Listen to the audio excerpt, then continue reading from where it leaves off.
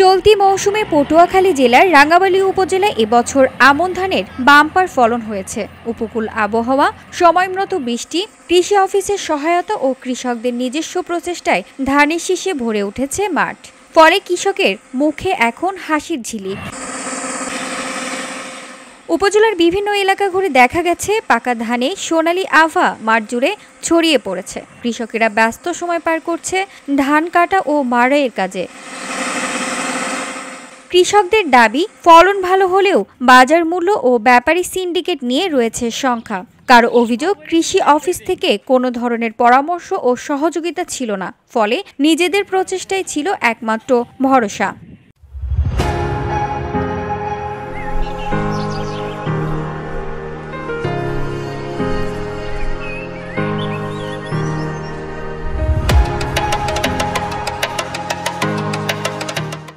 স্থানীয় কৃষক আব্দুল মজিদ বলেন, এবার আবহাওয়া ভালো থাকায় গত বছরের চেয়ে অনেক বেশি ফলন হয়েছে। কৃষি অফিস থেকে পরামর্শ পেলে আরও ভালো হতো। শ্রমিক দিয়ে ধান কাটলে সময় ও খরচ বেশি হয়, তাই মেশিনে ধান কাটছি। আমাদের প্রচেষ্টায় আমরা ঔষধ ব্যবহার করেছি। কৃষি অফিস থেকে পরামর্শ পাইলে বা সুযোগ সুবিধা পাইলে আমাদের খুব ভালো হতো। আরেক কৃষক জলিল শিকদার বলেন, এবছর ফলন ভালো হয়েছে। সার ওষুধ মিলিয়ে যে পরিমাণ খরচ হয়েছে সেই তুলনায় দাম পাচ্ছি না। বাজারে ধানের দাম ভালো থাকলে আমরা লাভবান হব। বছর যে খরচ গেছে সেই হিসাবে ধানের এরকম একটা দাম না, যদি দাম ভালো পাইতে লাভবান হওয়ার সম্ভাবনা আছে। রাঙ্গামালী উপজেলার কৃষি কর্মকর্তা আসাদুজ্জামান বলেন, মৌসুম শুরু থেকে শেষ পর্যন্ত আবহাওয়া অনুকূলে থাকায় এবছর ফলন ভালো হয়েছে। প্রতি হেক্টর জমিতে প্রায় 4.5 থেকে 5 মণ ধানের ফলন হয়েছে।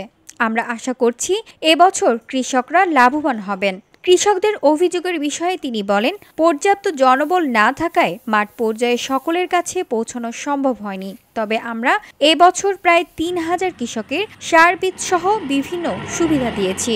আমাদের যে জনবল, এখানে আমাদের 18 জন উপসহকারী কৃষি কর্মকর্তা থাকার কথা আছে 6 জন। সেক্ষেত্রে দেখা যাচ্ছে যে তারা তাদের সাধ্যমতো সব জায়গায় যাওয়ার চেষ্টা করছে, হয়তো কোথাও কোথাও ইউজ করতে পারে না। আমাদের উপসহকারী কৃষি কর্মকর্তা মাঠে ছিল এবং কৃষকদের পাশে ছিল, পরামর্শ দিয়েছে। মূলত আমাদের এটাই করার সুযোগ আছে। এছাড়াও আমরা প্রণোদনার মাধ্যমে 3000 কৃষককে বিনামূল্যে সার এবং বীজ দিয়েছি আমরা। আমন মৌসুমে রাঙ্গামালী উপজেলায় ধানের আবাদ হয়েছে প্রায় 29,150 হেক্টর জমিতে। বাজারে প্রতিমণ ধান বিক্রি হচ্ছে 1000 থেকে 1050 টাকায়।